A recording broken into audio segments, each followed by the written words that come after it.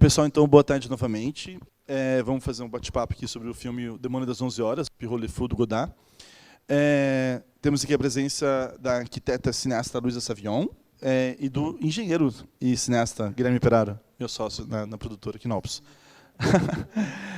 Interessante, né? Dois criadores de espaços aqui. Né? Bom, relembrando, assim, acho que a primeira vez que tive contato com esse filme, acho que foi na época que o Peraro viu também, no final dos anos 90, o Eurochannel passou vários filmes do Godard no Brasil, filmes que não estavam disponíveis assim, em DVD, VHS. Eu lembro que eu gravei uma cópia do Eurochannel, e é um daqueles filmes do Godard, quando você vê pela primeira vez, é muito difícil de você digerir tudo, né, que ele tem, assim, porque são muitas citações literárias, de pintura, da arte pop, e também é uma trama toda meio, né, desconstruída, assim, é difícil entender o que está acontecendo, às vezes. Né? Então é até um filme difícil de resumir. Assim, né? Mas é um filme que era o 10º longa-metragem dirigido pelo Godard. Ele começou a dirigir com Acossado, que a gente passou 2 semanas, e em 5, 6 anos já tinha feito 10 longas, né? Uma coisa incrível. Assim, basicamente, um filme é um longa a cada 6 meses, mais ou menos como os Beatles lançavam um disco a cada 6 meses naquela época. E nesse filme, ele mantém a parceria com colaboradores que já estavam com uma obra consolidada com ele. No caso, o fotógrafo Raul Coutard, que a gente viu no Desprezo, no Acossado. No caso, também a Ana Karina, que tinha sido esposa dele, tinha feito já alguns filmes com Godard, O Pequeno Soldado, Viver a Vida, Uma Mulher, Uma Mulher, que nesse filme também está, né, numa atuação assim, sublime. O Jean-Paul Belmondo, que a gente também tinha visto no Acossado, também Uma Mulher, Uma Mulher. Então é um filme com 2 atores muito caros assim para o Godard, e é um filme também que inicialmente se insere no gênero policial, porque se baseia num romance chamado Obsession, lançado em 62 nos Estados Unidos pelo Lionel White. Mas o Godard, geralmente quando adapta livro, igual no caso do Desprezo, ele tem o livro só como ponto de partida ali, e depois vai desviando disso, né? Então a primeira pergunta que eu ia fazer para os nossos convidados aqui, para a gente começar a falar do filme: quais foram as suas primeiras impressões desse filme, que talvez seja o filme do Godard que mais se aproxima das artes plásticas, né, da pintura? Assim, é um filme que a trama não é o mais importante, sim, talvez as impressões que a gente tem diante do filme, né, as sensações em relação às cores, aos sons, às citações literárias. Né? Começar pela Luísa, que eu sei que acho que é um filme que você gosta muito também. Né? Então, pessoal, eu sou Luísa, né? Eu vi esse filme pela primeira vez e realmente ele deixou impactada, né? Assim, na verdade, eu acho que toda a minha história com o Godard é um pouco assim. O Godard ele tem várias fases, né? E eu diria que eu não me aprofundei muito nas fases conseguintes dele, assim, essa parte do cinema político dele eu conheço pouco, vi pouca coisa. Até essa fase final, aí eu assisti o Adeus da Linguagem, né? Mas eu tenho vários buracos. Eu acho que o Godard é esse cineasta que, para de fato compreender, você tem que estar acompanhando, né, toda a sua evolução, né? Então eu acho que os filmes que eu vi mais dele foram realmente dessa primeira fase, né, anos 60, assim.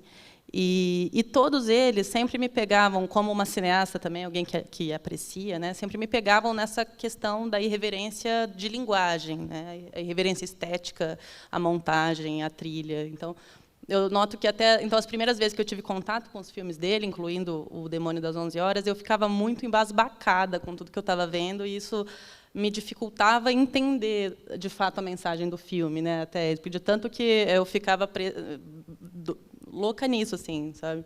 Né? A trilha, né? Se você vê desse filme, é muito maluco. De repente ele desliga a trilha, de repente ele liga a trilha. Não tem sentido algum, porque ele está brincando de picotar, né?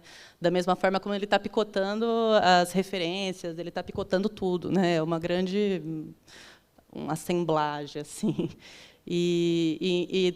Os takes que ele repete, né? Tem uma cena legal da Ana Karina que ela faz, ela olha, aí ela repete, faz de novo, é como se fosse tipo assim, take 1, take 2, ele deixa, take 1, take 2 para a gente assistir. Então toda essa parte plástica dele sempre me deixou, me prendeu. Por si só já era uma coisa assim suficiente, digamos, né? Assim. No Desprezo também não pude estar na sessão, mas eu lembro muito de sentir isso, de falar, meu Deus, é a foto e a arte sobre o roteiro, né? Você começa a ver que o roteiro, até nesse filme, se você for pensar também, né, óbvio que eu acho que é difícil a gente falar isso, porque o Godard é um cara absolutamente intelectual, com muita bagagem, então o roteiro dele tem muito cabimento, né? Digamos assim, tudo que ele está trazendo tem uma reflexão muito profunda. Mas é essa impressão. No fundo, os filmes dele não têm muito roteiro, né? Ele também é conhecido por isso, né? Ele chega uma semana antes sem roteiro para filmar. E eu acho que esse filme fica um pouco evidente isso. Você vê que é muito eles fazendo só peripécias, né? Chegou a hora, é o Belmondo pulando, descendo. Aí eles vão, pula, desce. Então, no fundo, eles não estão fazendo nada o filme inteiro. Eles estão fugindo, estão nessa coisa da road trip, mas você vê que não tem, de fato, sabe, questões de roteiro. Então, eu acho que esse filme talvez seja um dos momentos máximos assim dele, dessa questão da picotagem, quase não é um filme sobre sobre o fazer filme, parece, né? Assim, eu lembro que eu li também na Carreira do Cinema, eu não lembro agora, alguma vez eu li, não lembro se era o Godard que falou isso ou se alguém falou isso desse filme dele, que comparou com essas obras de cinema, digamos, isso até é uma coisa também pessoal minha, que quando fala assim um filme de cinema, né, assim, que você fala, meu Deus, isso é cinema, a hora que acaba, assim. Eu penso nos filmes, para mim, do Billy Wilder, eles dão isso em mim, assim, acaba um filme do Billy Wilder, eu falo, meu Deus, isso é cinema. O Hitchcock é impecável, assim, né? Eu lembro, Rebeca, vocês passaram aí no festival também, eu lembro de acabar e falar, uou, sabe? Cinema com C maiúsculo. E eu acho que nisso que eu tinha lido nesse artigo da Carrier, falava do Visconti, que também é um pouco isso, falava do senso, né? Que aí falava de como o filme também ele não mostra não mostra o que ele gostaria que você ouvisse falando, né? Tipo, digamos, então alguém vai falar alguma coisa e corta. Então, o que a pessoa está indo falar para a outra não é dito em cena, né? Então, fica uma coisa assim. E que esse filme seria o avesso disso. Esse filme é tudo o que o Visconti não mostra, é tudo o que ele não mostra, esse filme. Então, ele é um grande bastidor do cinema, né? Então, eu acho que, nesse filme, ele atinge uma coisa máxima nisso, né? Então, eu acho que, absolutamente, sim, né? Isso de como alguém que com olhar de direção de arte, com olhar de fotografia, como isso vai ficando cada vez mais forte, assim, pelo menos nessa primeira fase, e eu acho que com o Pierrot Le Fou é muito a questão plástica do filme, a questão e aí também o humor, eu acho que também tem a questão de direção dos atores, né? Porque eu acho que toda a parte de humor que a gente ri são os atores que traz, né? Assim, eu acho que uma das minhas favoritas é aquela hora que ele está imitando um velho. É muito engraçado, que eu acho muito bom.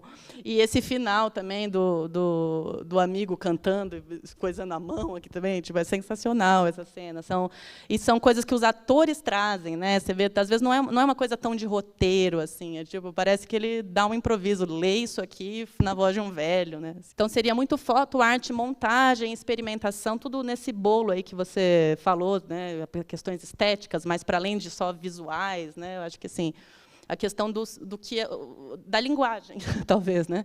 Ser mais forte do que exatamente uma ideia narrativa de roteiro, assim. Então, total, para mim ele é um dos que mais me afeta nesse sentido, assim. E é muito legal ver em Technicolor, né? Porque justamente o Desprezo é o primeiro filme colorido dele ou não? Uma Mulher é antes, né? E daí eu acho que tem um pintor também que ele se inspira, que é o pintor favorito dele. Não. Isso, Destar. Que ele cita que se matou. Então, eu acho que também esse filme é justamente essa grande metalinguagem de muitas colagens de personas que ele admira, né? Principalmente o Rimbaud, mas daí acho que é papo para alguma outra pergunta. Mas desse pintor a gente vê ele é um pintor de cores primárias, né? Então são telas que é o vermelho, o azul, não sei o quê. E aí isso agrada o Godard. Então a gente está fazendo essa grande dança desses atores, com essa grande incursão na cabeça dele, assim, que ele vai picotando pensamentos e vendo quase que essa pintura se movendo, assim, essa combinação de cores. E claro, obviamente, né, o francês tem que ser francês, vai ser muito azul, branco e vermelho, né? Assim, uma coisa que ele vai repetir também em vários filmes, né? As cores puras e a França, assim, Então, sei lá, acho muito lindo, assim.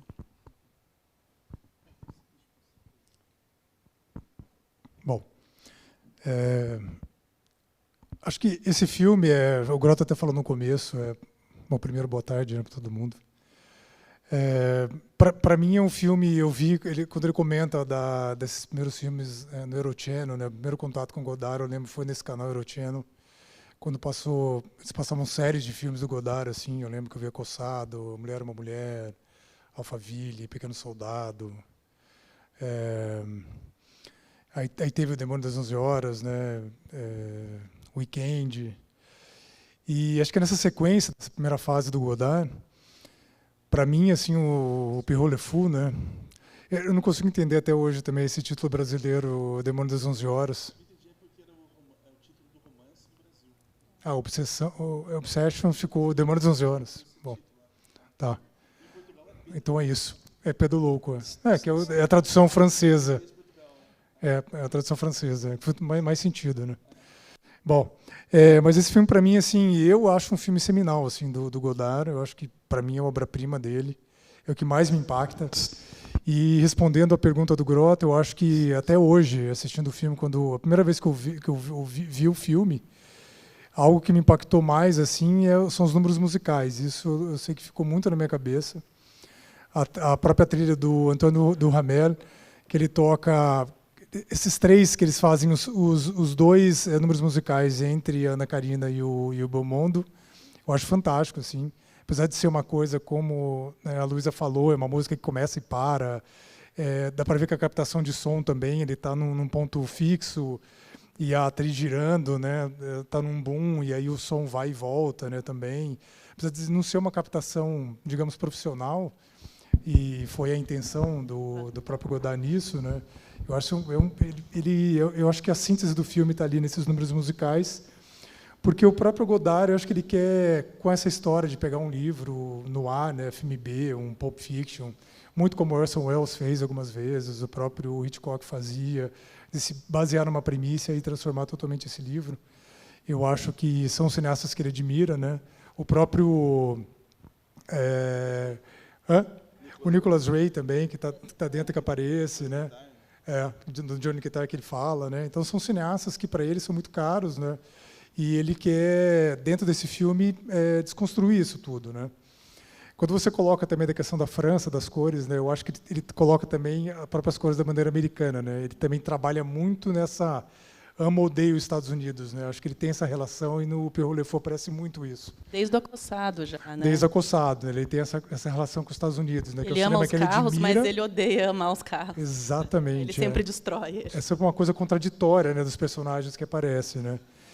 E outra coisa que me marcou muito no filme, assim, foi essa similaridade que ele tem com o Acossado, assim. Eu acho que ele é um irmão direto, assim, irmão mesmo do Acossado. Para mim era quase... né, eu considero o Pierrot Le Fou uma evolução do Acossado, assim. O Acossado é um filme que eu gosto muito, mas eu acho que com o Pierrot Le Fou ele começa a entrar numa zona que vai também ditar o próximo cinema dele, né? Esse cinema político, esse cinema que ele não está preocupado mais com a história. Acho que ele nunca esteve tão preocupado com a história assim, no cinema dele, mas eu acho que no Pierrot Le Fou ele já começa a pensar nessa desfragmentação, né? As cenas são mais importantes do que a história em si, né? Tanto é que nesse filme, outra coisa que me marcou muito também é que cada cena do filme que aparece parece que é um filme em si. Ele pensa numa técnica diferente, né? O próprio início do filme também, quando o filme ele muda de... ele tem filtros, né? Ele começa filtros, a própria colocação do que os personagens estão falando ali, né? Estão lendo propagandas, né? de produtos, né? Acho muito interessante também essa crítica que ele faz ao consumismo, né? Também essa vida burguesa, né? Que aí, no fim esse personagem larga essa vida burguesa e sai para uma vida, digamos, política, né? E também outra coisa que me pegou muito nesse filme, que eu acho que depois ele repete alguns outros um pouco para frente no Weekend, né? A francesa que chamou aqui, no Weekend é francesa. Weekend é francesa. Que entra um pouco dessa história do absurdo, né? Ou do teatro do absurdo, alguma coisa que talvez até tenha um parentesco ali com alguns filmes do Luis Buñuel também, acho que é coisa do absurdo. Eu acho muito interessante que ele tem no Pierrot Le Fou isso, de que é uma história doida, né? Nada faz sentido ali, né? Mas ao mesmo tempo, por não fazer sentido direto, assim, parece que põe a tua cabeça para pensar e as relações que ele vai colocando ali fazem sentido para a gente no final do filme, né? E isso eu acho que me marcou muito também nessa colocação dele que ele faz. Sim. Falando do título, Pierrot Le Fou, né? Então, essa cópia que a gente viu foi legendada em português de Portugal. Por Então, isso deu trabalho, hein? Porque Godard já é difícil em português, mas em português de Portugal deu tudo. Então, quando o personagem fala assim, estou às tintas, estou me cagando para isso. É mais ou menos essa linha, assim, que várias vezes falaram isso, né? Estou às tintas, tal. Mas autocarro também, né? O ônibus, tal. Tinha umas expressões meio estranhas. Mas a ideia, pegando o título do filme original, né? Pierrot Le Fou, me lembra também a expressão dos surrealistas, principalmente de um romance do André Breton, O Amor Louco, né? Do Amour Fou. Que eu acho que daí, essa lógica absurda que o Pereira estava comentando, que tem na narrativa, ela se casa muito com essa perspectiva de um amor surreal, né? Desses amantes em fuga, que era um gênero caro ao cinema americano já, né? A gente tinha desde o Gun Crazy, você lembra que tinha uma moça e um cara saindo? Eu amo esse filme. Não é do Nicholas Ray, mas é daquele Joseph H. Lewis, é um diretor meio B, assim, mas o Nicholas Ray tinha feito o The Live by Night, que no Brasil chamou Amarga Esperança, que também é um filme que inspira muito o Godard também a fazer esses amantes em fuga. Outro diretor também ligado ao cinema americano B, que seriam as produções com menos recursos, mas com independência estética, é o Samuel Fuller, que aparece no filme, né? Ele é aquele diretor que aparece e fala assim, eu sou um realizador americano, e o cinema é um campo de batalha, né? De um jeito todo estiloso ali, violência, ódio, amor, né? Em uma palavra só, emoção, que é a definição que ele dá do cinema, que fica uma definição clássica, assim. Então, o Godard, ao mesmo tempo que ele cultua esses cineastas americanos que são meio que subversivos no sistema de Hollywood, né, conseguem fazer filmes independentes, mesmo que dentro da máquina, assim, tem a crítica à Guerra do Vietnã. É muito o que estava acontecendo, acho que no mundo em 65 também, né? Tem aquela sátira ali na questão dos americanos aplaudindo um teatrinho meio mambembe sobre o Vietnã e tal. Tem a crítica ao consumismo, como o Peraro comentou, muito por slogans, mas também por marcas, né? Fico comparando para abastecer o carro naquela marca Total, de posto de gasolina, que era rival da Esso, né? E quando aparece a placa Esso, que eu acho que era a companhia maior da época, aparece SS, ligando aos nazistas, né? Tem essa crítica, e tem também o uso da palavra quanto uma questão imagética, assim, por exemplo, a palavra oásis, que aparece no apartamento no começo, pintada a letra OAS em vermelho, que era o nome da organização paramilitar francesa que lutava contra a Revolução na Argélia, né?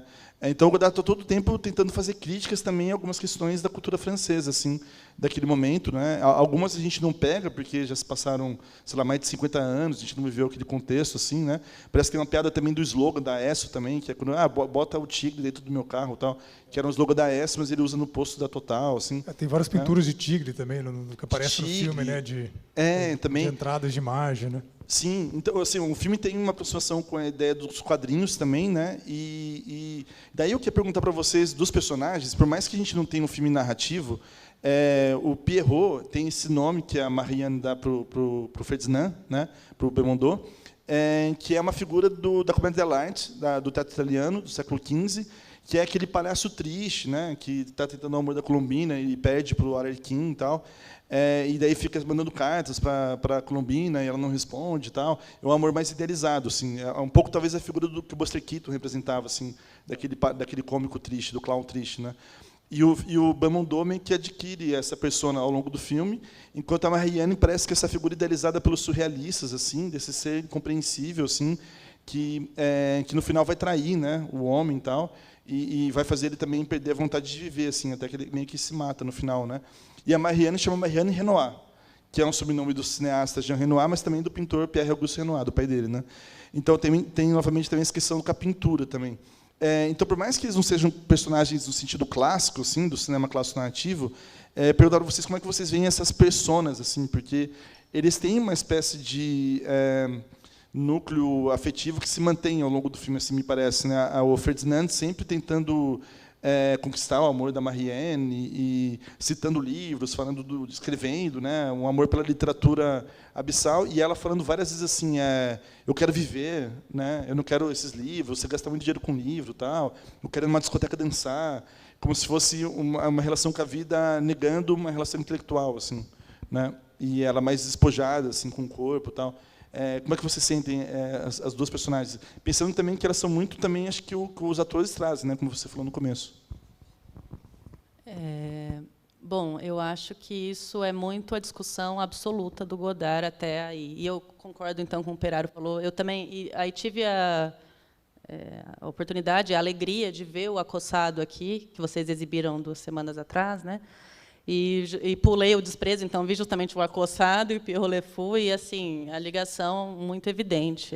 Tipo assim, não sei, mas parece, né? Até, na verdade, parece que o Belmondo não era o ator primeiro que ele utilizaria. Ele queria o Richard Burton, eu acho que ele tinha umas outras marido da opções. Elizabeth Taylor na época. Tinha umas outras opções aí, e daí não rolou, ele chamou o Belmondo, e daí acabou ficando... Aí abraçou isso, né? Então, mais ainda. Então, é um novo Acossado. Assim. Mas o que eu senti muito no Acossado? Né? A discussão entre masculino e feminino. Como eu comecei falando, como o Godard ele faz tantas experimentações, eu fico super fissurada, às vezes até a própria mensagem me vem depois. Então, agora, nessas minhas reassistidas, parece que eu estou pegando mais as mensagens do filme, porque eu já conheço as experimentações dele.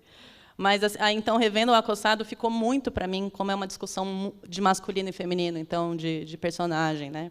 E aí, tipo, uma coisa talvez meio yin e yang, talvez, não necessariamente homem e mulher, apesar que talvez no Godard ainda seja um pouco isso, mas é uma discussão do masculino e feminino, que no Acossado o masculino é quase um pirralho, assim, meio canastrão, e não é intelectual nem um pouco, né? E o feminino busca uma coisa mais intelectual. E aqui no Pierrot talvez seja um pouco o contrário, né? O intelectual passa a ser o Belmondo, e a Ana Karina seria um pouco talvez esse lugar da emoção, né?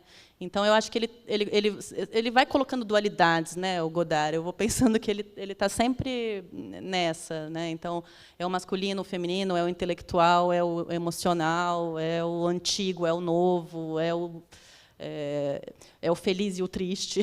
Né? Assim, então, eu vejo muito essa dualidade no cinema dele, então é que ele acaba encarnando, né, nesses 2 personagens. E no Pierrot, eu acho que vai um pouco para além do masculino e feminino do Acossado. Isso é piração minha, tá, gente? Estou aqui, tipo, como o filme veio para mim. Mas no Acossado, né, me parece que o feminino ele acaba sendo colocado acima um pouco, assim, no Acossado. Parece que o masculino ele é esse pirralho meio burro, impulsivo, que vai até o último suspiro, morre, e o feminino segue, assim.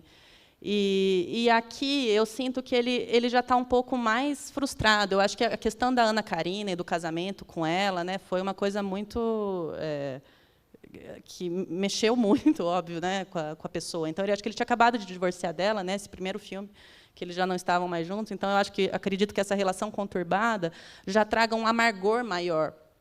Então, o Godard ele vai sempre, desde o Acossado, tem a questão da traição, né? Ele pergunta lá para o Melville, né? Alguma coisa a mulher trai, o que é pior, a mulher trai? Sei lá, ele fala de traição, é uma obsessão. No Desprezo é isso, absolutamente também, né?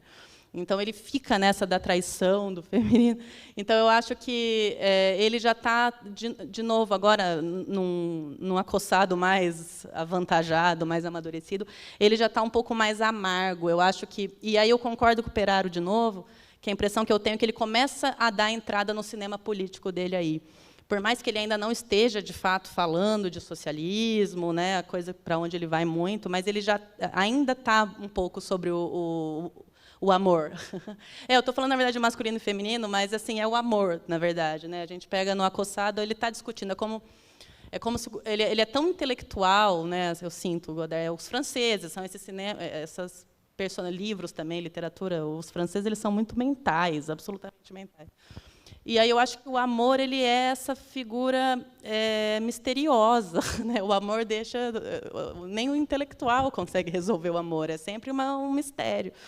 Então, no Acossado, a gente está falando desse amor, e agora a gente também está. Eu sinto que ele começa a entrar nessa questão política, já começa a ser um local de resistência, de rebeldes, de fuga, já mais, né, conectado à guerra, coisa que não tinha absolutamente isso ainda no Acossado. Né? Então, já começa a querer ir para o político, porque parece que talvez ele já tenha... eu sinto ele já amargo com amor, assim. Eu acho que ele já se esgotou do amor e ele já se frustrou. Então, eu sinto como esses dois personagens, né, uma frustração em relação ao relacionamento. É como se a linguagem não bastasse. Eles começam a fugir, né, no filme, e aí, logo que eles chegam, que ela está pegando peixe, que eles deitam naquela cena bonita que anoitece, aquela cena é linda também, né? Os dois estão deitados assim, sem falar direito, assim. Eu acho que é o auge da conexão que se tem, assim. Mas novamente, logo essa conexão, o masculino e o feminino, o amor, sei lá, se demonstra impossível, trágico, né? Assim, eles começam a se desentender, ela trai eles de novo, o Godard e a traição feminina sempre assim, e vai terminar de maneira trágica. Então, e talvez como a vida um pouco. Daí, quando você fala do Pierrot, o palhaço triste, né? Eu acho que o que o Godard faz, a impressão que eu tenho com esse filme, ele está frustrado com o amor, ele está frustrado com essa coisa, e ele, a vida também, aí também tem um pouco do, já entra também, se a gente for pensar um pouco do Rimbaud aí, né? Porque é uma questão que existe um pessimismo da vida, mas também existe ver uma beleza, que é um pouco do Johnny Guitar, talvez um olhar do Nicolas Ray. Tipo, a vida talvez seja triste, amarga, mas ver o cômico nisso, né? Tipo assim, pelo menos se divertir. Parece que esse filme ele absolutamente está se divertindo, fazendo umas cenas musicais, mandando eles ficarem dando umas cambalhotas, fazendo umas encenações.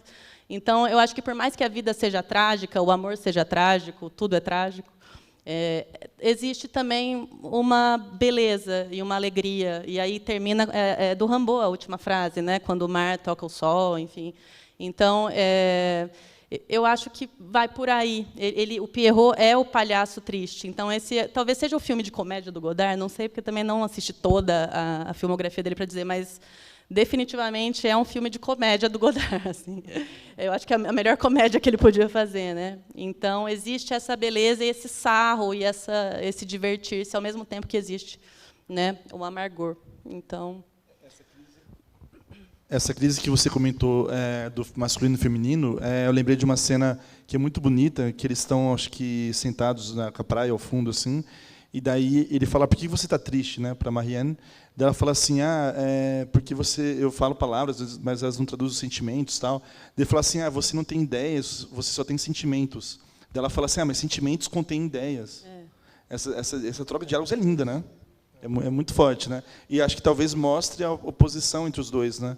Entre o Ferdinand e a Marianne. Ela fala: é porque eu falo com você com palavras e você fala comigo... Não, contrário. Você fala comigo com palavras e eu falo com você com sentimentos. Sim, então. E tem essa questão da palavra talvez não consiga expressar tudo, né? E o sentimento, talvez, por ser uma coisa mais impalpável, possa ser mais verdadeiro, talvez, né? Exato. A própria briga do Godard com ele mesmo, eu acho, né? Com essa parte dele muito intelectual e a parte dele em que ele tenta, talvez, transgredir isso, sentir a emoção, né? Acho que existe... seria fácil pensar no Belmondo como um alter ego dele, uma coisa óbvia, mas eu não acho. Eu acho que são os dois polos que existem em todo mundo, né? Assim. Então... Sim. E você, Prado, como é que você vê os personagens? É legal você falar do masculino e feminino, porque é o título do próximo filme, né? Que ele volta também a comentar, né, essa mesma ideia do masculino e feminino, né? Eu concordo com você dessa questão dos dois personagens. Eu acho que são os personagens ainda do Acossado, trocados, né? Mas com esse amargor, dos dois casos também, desse amargor de um relacionamento que aconteceu antes, e ele volta e se reúne de novo esses dois amantes, mas com um relacionamento falido, né? O Acossado também é um reencontro de dois amantes, mas onde também é um relacionamento falido, né? Só que com o personagem do Belmondo muito mais aventureiro, muito mais, talvez, raso em ideias, e, nesse caso, troca com a personagem da Ana Karina no Pierrot Le Fou, né? Só que também no Pierrot Le Fou tem essa questão do relacionamento antigo, né? Que eles comentam mais para frente que também tiveram relacionamento há 5 anos, né? 4, 5 anos, né? Que ela tinha sido babada dos filhos deles, não sei o quê, então já tinham tido um relacionamento. Então, eu acho que também é um relacionamento falido já. Então, Godard, para mim, de início, ele já coloca: isso aqui não tem como dar certo, já está errado. Tanto que o sentimento que eu tenho dos dois filmes, né, e por isso que eu acho esse paralelo dos dois, apesar do filme ter esses lances de comédia, ele fica um amargor, assim. Porque esse relacionamento deles, na verdade, se pegar o filme todo, nunca acontece, né? Tem palavras, mas sempre também tem um certo distanciamento entre eles, né? Eles sempre estão fugindo, nunca tem tempo de ter esse relacionamento, né? E por isso que eu acho que os números musicais é o único tempo que os dois parece que tem uma conexão verdadeira ali, né? Fora isso, eu acho que sempre é um afastamento entre eles, né? Mesmo quando eles estão lá na pesca, né? Naquele mundo idílico, né? Da ilha, também ele sempre está lendo, ela, né? Tentando ali pegar o peixe e tal, né? Então acho que sempre tem esse afastamento entre eles. Então eu nunca acho que eles realmente se conectam no filme também, durante o filme todo. Fiquei pensando num paralelismo de imagens que tem quando eles iniciam a fuga de carro pelas estradas. O carro pega fogo, daí tem uma pan para a esquerda, assim, né? E o carro fica pegando fogo um tempão. E eles vão avançando, né? No meio da vegetação e tal, né? E fica um plano fixo, assim, um tempo acompanhando eles andarem. No final, quando o Jean Paul Belmondo se mata, né? Também tem a explosão ali com dinamite, e daí vai fazendo uma pan agora para o lado contrário, para a direita, vai para o mar, que é justamente também o plano final do Desprezo, que a gente viu semana passada, né? No Desprezo falava assim, então, como será que Homero vai contemplar a sua cidade natal quando ele voltar depois de toda a Odisseia, né? E aqui tem o poema do Rimbaud, né? A Estação da Eternidade, eles se encontram na eternidade, né? Depois dessa temporada do inferno. E sempre tem uns planos lindos do Belmondo sozinho também. Normalmente ele tenta pegar, tem um no final que também ele está no barco, que está tem mais tá mais teto, tem mais água do que está o rosto dele sozinho e mais água para cima, né? Um ar meio desolado dele, de que tinha sido traído já acho que pela segunda ou terceira vez, nem sei por ela, então ele viu que já não tinha salvação, né? Então um olhar meio bem desolado, assim. Acho lindo essa cena também. Sim. E é um filme belo, né? Na verdade, a gente pegar um filme visualmente dele junto com o Desprezo, acho que um dos filmes mais bonitos dele, né? São duas pinturas, né? Em movimento. São duas pinturas, né? De abordagem de fotográfica, né? Né? Sim, vou passar então para o público também, tá, gente? Quiser fazer perguntas, tal. Não sei se alguém já tem uma primeira pergunta, tal. Daí a gente pode fazer no microfone. Eu levo ali. Não, a Roberta ajuda a gente aqui também, ó. Ou senão também posso fazer comentários aqui. A trilha sonora é uma coisa que se destaca também, né?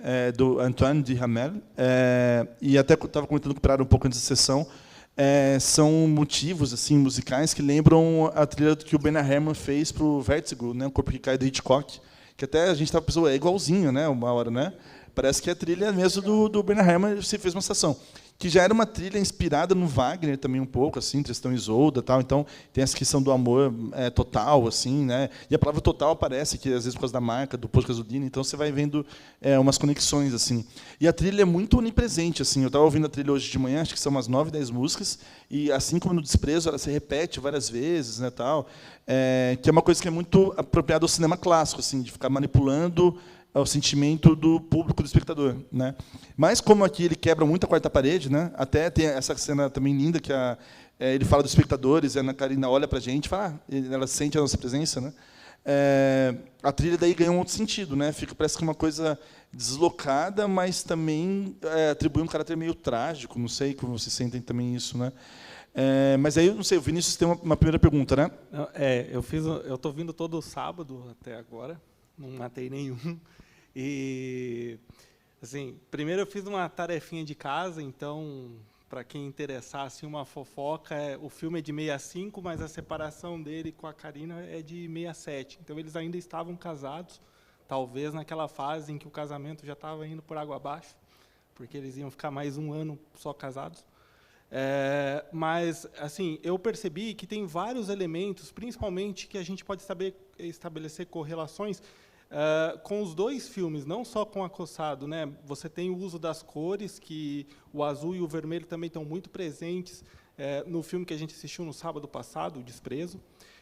Você tem essa cena final também, que é muito semelhante. Mas, ainda falando sobre a relação do Acossado que vocês dois trouxeram, eu queria saber de vocês, assim, porque me parece realmente que os papéis estão invertidos. O homem, o personagem masculino do Acossado aparece mais no personagem feminino agora, e a personagem feminina aparece mais no masculino. No entanto, o que eu percebo é que nos dois filmes, o homem acaba perdendo a cabeça e a mulher é aquele ser extremamente independente. Claro, tem as suas limitações, mas eu digo independente no sentido de que nós estamos discutindo o papel da mulher na sociedade nos anos 60, né? Então ela é bem à frente as mulheres são bem à frente do seu tempo, assim, e o homem parece que, seja ele estúpido ou seja ele sábio, sempre vai ter uma persona feminina capaz de tirar ele do centro. Queria que vocês falassem um pouco sobre isso. Quer começar, Luísa, você? Não, concordo 100%. Eu acho que não é simples assim, falar a personagem do acossado masculina era feminina e a feminina é masculina. Eu acho que tem essa característica, né? Especificamente a intelectualidade e emoção.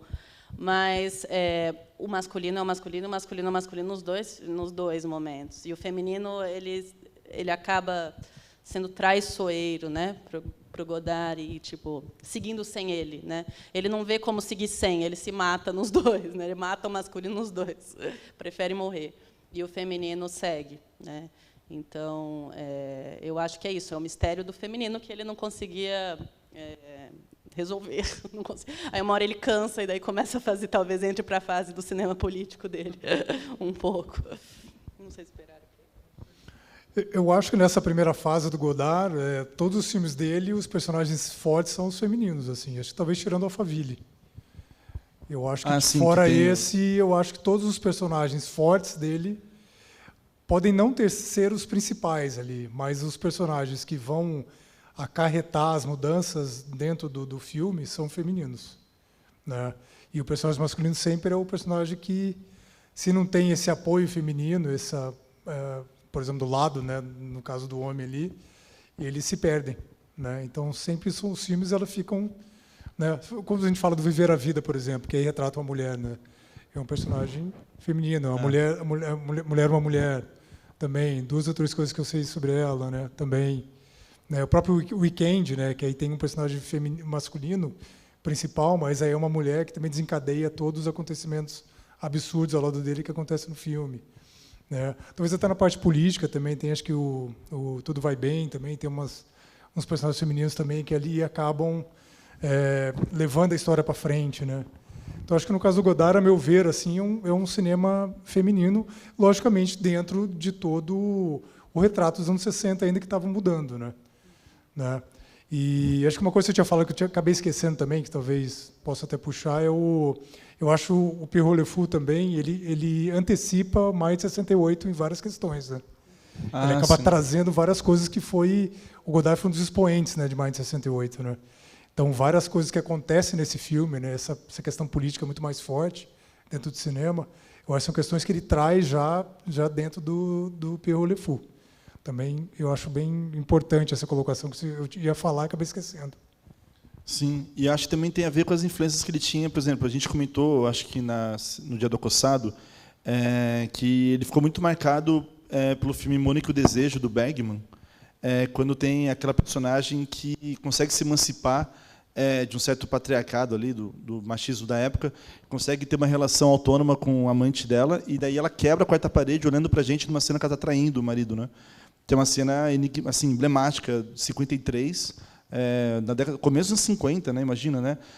Quando a Hertz Anderson olha para a câmera e faz isso, é um pouco, talvez, como um quadro do Manet, que o Godard cita muito na série de TV Histórias do Cinema, que ele fala que tem uma pintura do Manet em que a personagem da Olímpia olha para a gente e nos encara e nos questiona também.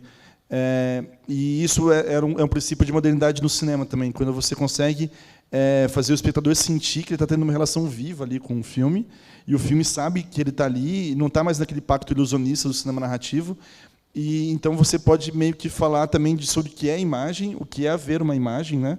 Porque tem um momento no filme também que o próprio Belmondo ele pega e fala uma coisa sobre isso, né?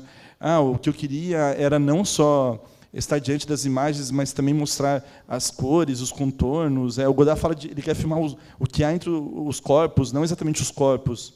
Ele quer filmar o que há entre os objetos, não exatamente os objetos, tal. Que é um pouco essa imprecisão assim que o impressionismo trouxe, e que ele tenta recuperar nesse cinema moderno, que não precisa mais contar uma história querendo fazer o público acreditar naquilo, como se fosse uma verdadeiro, ou a vida real, tal.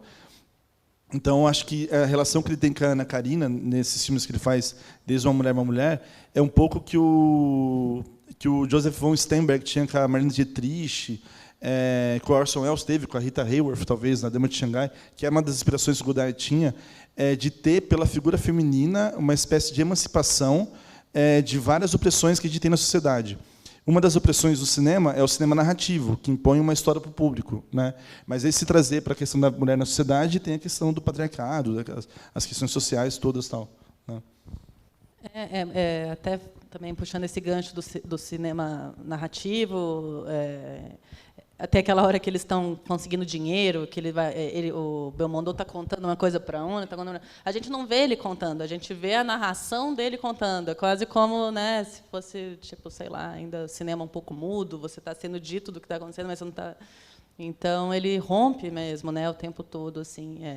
Como o Rambo, né? Eu também acho que daí talvez ele pegue um pouco isso dessa premissa do demônio do Obsession, né, o livro, sei lá, pega essa premissa aí de uma fuga de duas pessoas, mas aí eu sinto que ele também faz muito uma incursão grande no Rambo. Parece que é um filme também quase como uma homenagem, assim.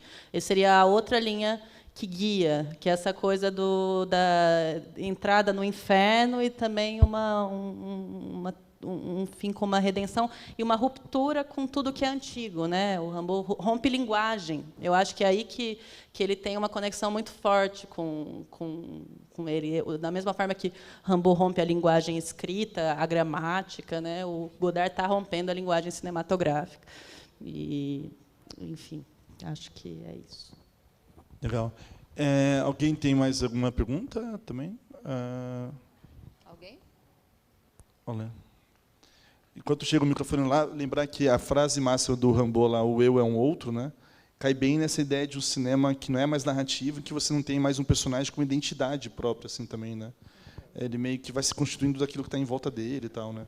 Por isso que eles são tão assim flexíveis, né? Acho que ao longo do filme. Tem uma cena que ele fala também, né? Queria fazer um filme em que os personagens não fossem personagens. Então, tem essa cena que eu estava tentando lembrar, que ele fala dos contornos, filmar o que há entre. Né? Como se não importasse se é X ou Y, né? Mas quais são as forças que movem. E talvez faça esse link com o Velázquez do começo também, né? Que ele começa a pintar uma coisa que borra, né? Me lembro também, talvez, Francis Bacon, né? Que começa, você não é um movimento ali. Assim. Uma pergunta ali, então. Não é exatamente uma pergunta, mas um comentário mais sobre como existe uma diversidade de linguagens nesse filme, que parece realmente uma evolução do Acossado. E quando eu assisti o Acossado, ele me lembrou muito O Bandido da Luz Vermelha, justamente pelas sequências internas, a maneira como é feita. Só que O Bandido da Luz Vermelha parece mais uma síntese do que seria o Acossado, junto com alguma coisa que está no Pierrot Le Fou. Porque, por exemplo, o Bandido da Luz Vermelha tem linguagens que ele pega de rádio, que ele pega de locuções, enfim, ele faz uma diversidade de linguagens que parece uma reunião dos arquétipos que tem no Acossado, junto com todas as loucuras que aparecem no Demônio das 11 Horas. Então, eu achei muito interessante que eu não tinha percebido isso, porque eu assisti esses dois filmes do Godard muito tempo atrás, e eu assisti O Bandido da Luz Vermelha recentemente. E eu não tinha pensado o quanto que o Sganzerla é influenciado diretamente por ele. E isso me fez perceber que todas essas colagens de linguagem, que é o que mais me chama a atenção do filme, mais do que o roteiro, influenciou diretamente essa onda do cinema brasileiro ali no final da década de 60. Tanto porque, quando eu assisti o Pierrot Le Fou, foi um filme que me chamou a atenção, que eu percebi que cinema era mais do que texto, mais do que roteiro. Porque tem uma linguagem de cinema tradicional, assim, de uma forma que tem uma espécie de narrativa, mas você percebe uma série de coisas. Tem imagens de pinturas, tem o texto, tem um pouco de poesia, tem um pouco de filosofia, tem um pouco de tudo, tem um pouco de musical. Então, o filme ele brinca com tantas coisas de uma forma que você começa a ver mais a imagem como uma coisa que talvez esteja dizendo do que o roteiro. ele faz uma hierarquia diferente. Enfim, era mais um comentário que eu achei interessante de como ele faz toda essa diversidade de linguagens no filme.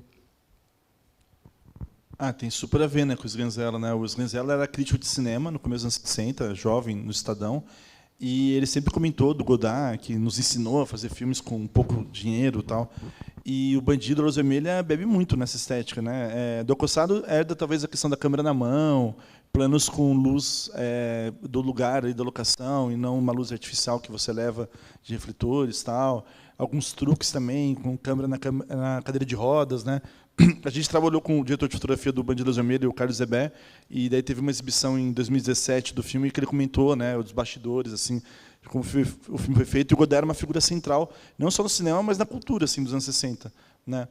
E como você falou essa questão da filosofia também, é bem legal isso, porque acho que o Godard, como era um grande leitor, como a Lu estava falando aqui, todas essas frases que ele vai incluindo no filme tem também o poder de lançar uma reflexão sobre o filme que está sendo feito ali na hora, né? Há uma impressão que parece que o filme está sendo editado nesse momento que a gente está vendo o filme, também não tem? Porque ele tira a trilha, bota a trilha, né? E a questão da trilha sonora não está em estéreo 5.1, está em mono. Não sei se vocês também sentem isso, mas me dá a sensação de que eu estou ouvindo a gravação caseira de alguém declarando assim uma carta de amor assim para a pessoa amada, tal. Me parece que deixa o filme mais verdadeiro ainda nesse sentido estético, né? É uma coisa em segredo, assim, alguma coisa nesse sentido. Se o som fosse perfeito, 5.1, restaurado assim, talvez fosse essa intimidade, parece que ia se perder, talvez, né? Uma espécie de confissão, parece que o filme tem, né? Às vezes a voz em off entra num tom muito de confissão, assim, quase sussurro, né? Ele trabalha muito bem essa edição das vozes em off, né? É um trabalho primoroso. Mas o Sganzella herdou muito, com certeza, né? Dessa figura desse cinema que tenta combater o cinema clássico narrativo, que é o cinema hegemônico, né? É aquele que quer ditar que só existe uma forma de contar histórias.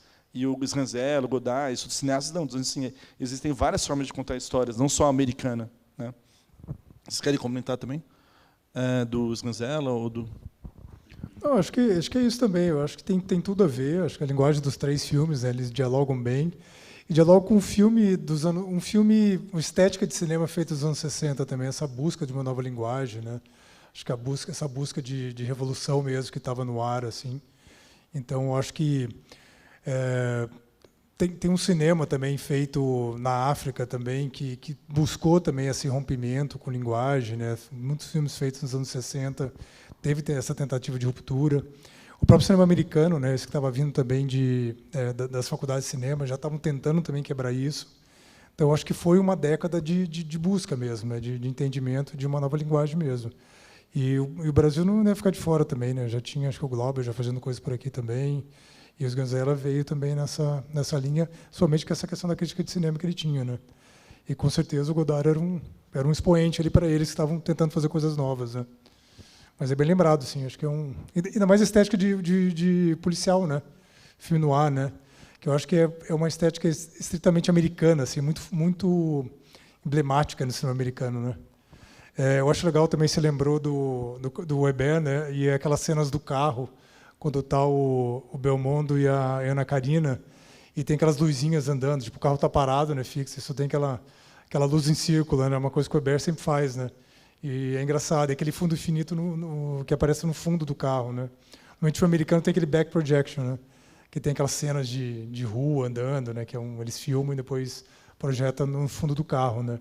E no cinema francês, assim, que é, lógico, uma coisa mais barata. Eu não lembro se até no Bandido Luz Vermelha tem alguma ceninha dessa, assim, uma coisa de estúdio de carro, né? Porque isso é bem emblemático, né? De você tentar fazer algo mais barato baseado no cinema americano, né? E eu acho barato. Toda vez que entra no Pierrot Le Fou, eu lembro também dessa construção, dessa tentativa de digamos, não digo imitação, né? Mas seria essa coisa mais uma sátira, né? Esse cinema no ar, assim. Eu acho muito legal, ficou muito bonita essa cena, né? E o Sganzella também tinha a Helena Inês, que era atriz e companheira dele, como grande protagonista dos filmes, né? A musa dele também, né? E A Mulher de Todas, que é um filme que ele faz depois do Bandido, também dialoga muito com o Pierrot Le Fou também, que é a figura da Ana Karina e tal. Então tem muita sintonia mesmo. Tem um filme do Nelson Pereira dos Santos também, que eu lembrei agora, você falou, de 68, chama Filme de Amor, eu acho. Sim, sim. Que vai muito nessa linha também. Ele começa com um policial e acaba com um casal perdido numa ilha, assim, tentando resolver uma situação assim, que eles tiveram também um caso no passado. Aí encontra um cara que é o dono da ilha, entra uma coisa um pouco meio policial suspense. E eles brincam muito com essa narrativa cinematográfica também. Né? É bem interessante esse filme. E eu acho Pouco que, visto, mas é bem legal. e resumindo o que o Peralta está falando dessas cinematografias do mundo inteiro dos anos 60, na África, na América do Sul, na Ásia e tal, acho que todos estavam tentando pensar assim, como criar uma narrativa por meio de imagens, em que as imagens não sejam só uma representação do mundo, e sim um questionamento também sobre esse mundo. E que as imagens também possam até questionar o seu próprio estatuto de imagem também, fazer uma autorreflexão, que é um pouco essa questão do cinema moderno também, né? E daí por isso que entra Rimbaud, que é o cara que rompe com a lírica tradicional e vem com a lírica moderna, né? As poesias não precisam mais rimar, não precisam mais falar de coisas nobres assim, né? Você pode falar de coisas do cotidiano e de coisas que não são de agrado da elite social. E o Rimbaud tem a questão que ele vai para a África e vira traficante de armas. E o irmão da Marianne, ele é um traficante de armas na África também, não é? É citado ali no Pierrot Le Fou. Né? O Iêmen fala no final, que eu acho que o Rimbaud também... o Iêmen também, eles vão para o Iêmen. A Revolução no Iêmen, né? Alguma coisa que acho que o Rimbaud também acaba no Iêmen, sei lá, morre lá. Então, muito, você vai... sei lá, o tempo todo... É o seu... Então, está em total sintonia, é verdade. Né? Mais uma pergunta? Algum comentário tal? Né? O Pierrot Le Fou é um filme que deixa o pessoal sem perguntas, né? Deixa mais com sentimentos do que com... É difícil falar desse filme mesmo. Sim, sabe? difícil. Pensei em falar, nossa, porque... talvez os mais recentes, né? O Andrew Serres, que é um crítico americano que foi defensor da teoria do autor, da cadeia de cinema tal, nos Estados Unidos, ele fala que ele acha que esse filme do Godard é daqueles que, quando você assiste, você pensa assim, dificilmente esse diretor vai fazer um filme tão bom quanto esse depois. Assim. Ele achava que era o estágio máximo, porque realmente dá essa impressão que não é só um filme, é também o documentário sobre como se faz um filme e tudo que se vive ali no filme. Ele se completa dessa forma, assim, né, de uma maneira magistral. Assim. E daí, pensando na pintura, talvez... tem um quadro ali na parede, que não sei se é do Picasso, que está no quarto ali, azul e vermelho. Parece que é Picasso, mas não tenho certeza. Né? Traz essa questão da fragmentação, que você tinha comentado, da narrativa, e também de não precisar mais representar o mundo de maneira real, já, e sim buscar a realidade de uma linguagem visual. Né? Que acho que o Godard está tentando buscar essa realidade da linguagem do cinema. O que acontece entre o ator e a câmera ali quando a gente está filmando, né? Que é algo mágico, assim, não é o personagem, mas também não é a Ana Karina, né? Não é o personagem do Belmondo, mas também não é ele exatamente, né? É um pouco nessa linha, assim. Então, acho que é isso, né? Muito obrigado por mais uma tarde de bate-papo sobre cinema, sobre Godard. E na semana que vem a gente tem Alphaville, que é um filme, como a Luísa apontou aqui, também mais político, né? O Prado estava comentando, que flerta com sci-fi, no dia 12. E no dia 19 a gente finaliza a Mostra Godard com La Chinoise, a chinesa, que é uma comédia também, né, de certa forma, né? Tem até uma musiquinha muito engraçada que toca. Um último detalhezinho, que não sei se vocês perceberam que o Jean-Pierre Léaud, que é o ator do Antoine Danet, lá dos Comprididos do Truffaut, ele faz uma ponta, né? Ele estava vendo um filme ali no cinema, e ele foi um assistente de direção também, né? A Jansenberg aparece projetado no cinema, que ele está vendo o filme, tem relação com o Rossado, né? E era um filme que ela fez com Godard, daqueles filmes coletivos, que vários diretores, né? Um filme que não é muito conhecido, assim, o segundo filme dela, Godard. Mas legal, bem lembrado, parece a Jansenberg também, né? Sim, e com uma câmera na mão, né? E esse filme tem uns closes da Ana Karina que são muito intrigantes, né? Que ela olha pra gente e tal, e que, né? E como se ela estivesse olhando para o Godard, mas também meio se despedindo de uma certa conexão com ele, não sei. Tem uma tristeza ali também, talvez, mas muita vitalidade também. É uma coisa misteriosa. Então é isso, pessoal. Obrigado, boa tarde e até o próximo sábado. Valeu, gente.